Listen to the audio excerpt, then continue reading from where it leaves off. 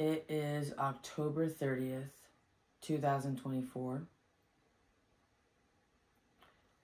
I am living in Santa Monica, California.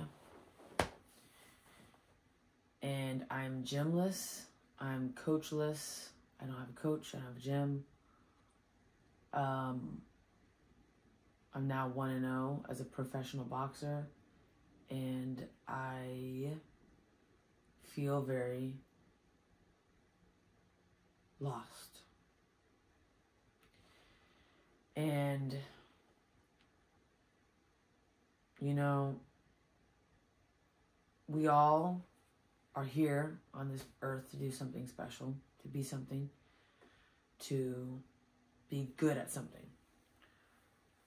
Whether it is to be a carpenter, an electrician, a plumber, a teacher, a doctor, a boxer, it doesn't really matter. We all have a purpose. And for many years, I've always felt my purpose was to be some sort of entertainer, some sort of leader, some sort of athlete. I've always felt that that was what I was supposed to be. And, you know, the closer you get to becoming the thing that you've always wanted to be, the more life tries to convince you you should probably just fucking quit and give up and stop and move on to something else and do something different. And every day I wake up, I don't know what I'm doing. Like, why am I continuing this journey when I have friends that, with my similar background, military Naval Academy background, that are making easily 6 figures, no problem, that are living comfortably, that have families, that are starting their own businesses and that are crushing it and that aren't getting punched in the face. I'm choosing to get punched in the face for a living. I don't have to do this. A lot of people aren't in that position where they can choose to do something else because I have my degree. I have a military background. I'm still a Marine Corps officer. So sometimes I wonder, why am I doing this, you know? And again, I feel maybe it's just a platform for the next thing. But if it's just a platform, then do I want to be a champion? You know, like, I don't know. I don't like the idea of doing something just to set up for something else. I feel that if I'm going to do something, I want to do it 100%, and I want to be the best in it.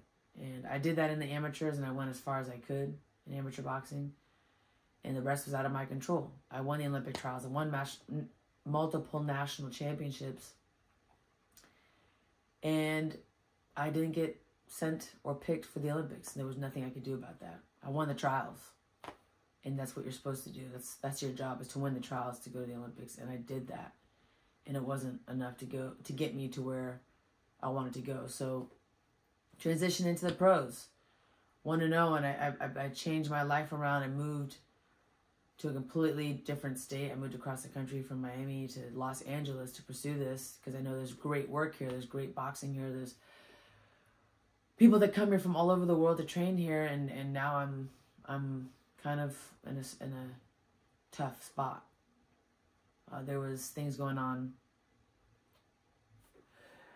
in my gym that I was at where there's blatant racism, just like sexism, homophobia, inappropriate things being said and done.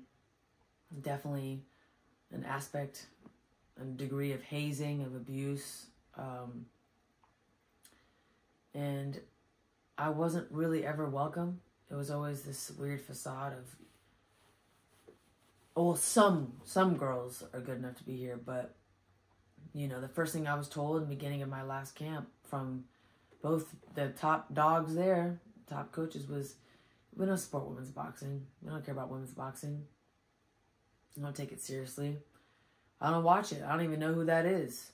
I said, Sandy Ryan's coming to spar, thinking they'd be excited, and some of the people there don't even know who that is. It's like, you know, I've experienced this many times before.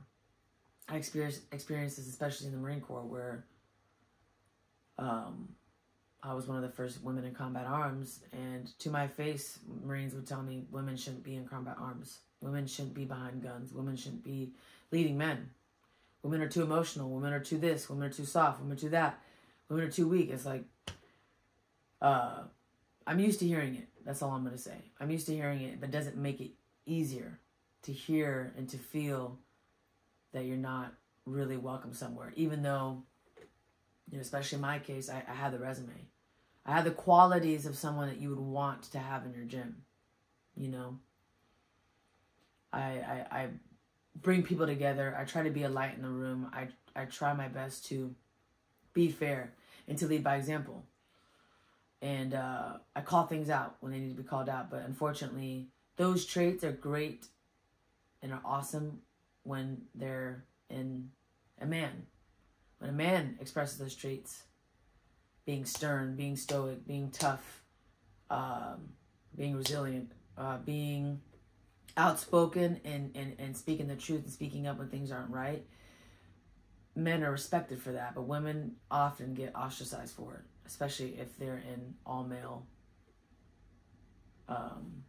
communities or all-male environments. So we'll see. I'm shopping around for gyms. I'm trying to reevaluate my life. I think I need to really get outside of my comfort zone and start doing more on the business side, working on content, working on YouTube, more videos, more